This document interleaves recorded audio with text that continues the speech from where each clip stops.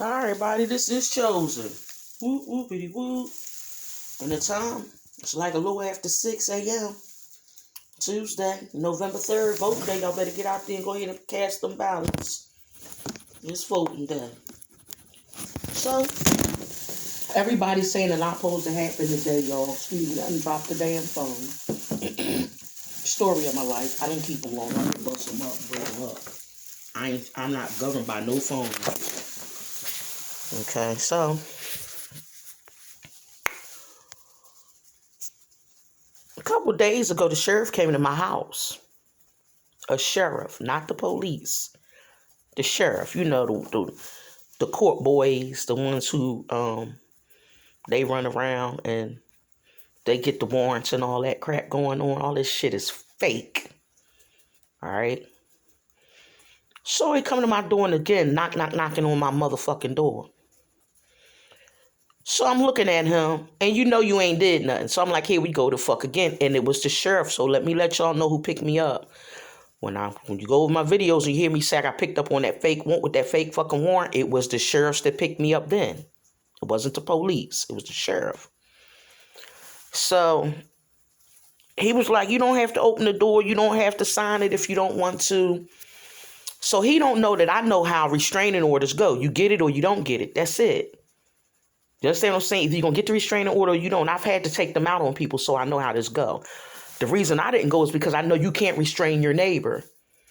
Even if me and this woman next door was living in a building, and let's say she was on the 4th or 5th floor and I was on the 1st floor, she can't restrain me and I can't restrain her.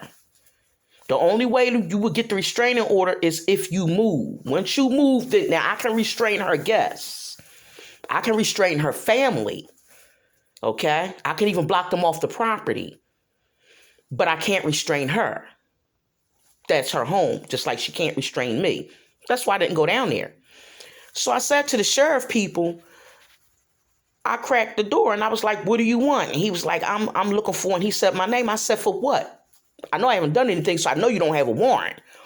And he was like, no, I have some paperwork for you to sign. I said, for what? And I looked at it. I said, this is from June and July. Why are you at my house? So he said, oh, you right, you don't have to sign it. It's up to you. I said, this is supposed to be tagged and stored. Why are you at my house? The sheriff, okay?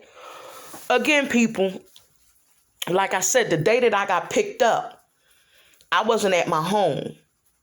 Stalking, tracking, tracing, and mapping the woman's body and stalking her down, okay? The sheriffs had no business bringing this old paperwork to my door. Okay, so let me backtrack to 2016.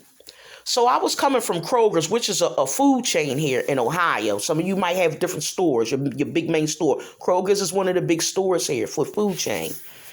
And there was a young man, I don't even believe he was 18, but he worked for Kroger's, and he was always constantly stalking me.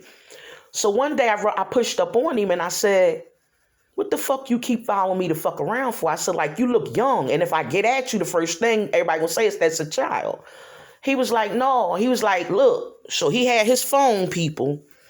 And in his text messaging, he showed me updates from the sheriff department.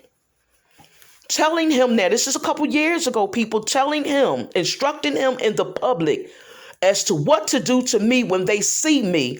And it's the text message specifically said to have me arrested. Okay?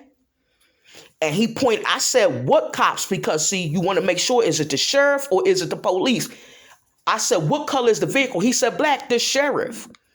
I said, it's not the cops. He said, no, it's the sheriff.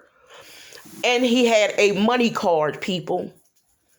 So Columbus, Ohio has stopped welfare checks and stuff for people, right? And what they're doing is they're setting, this is the fake cases that all these people, that Trump was saying all these people are in jail and they have all these fake cases on people.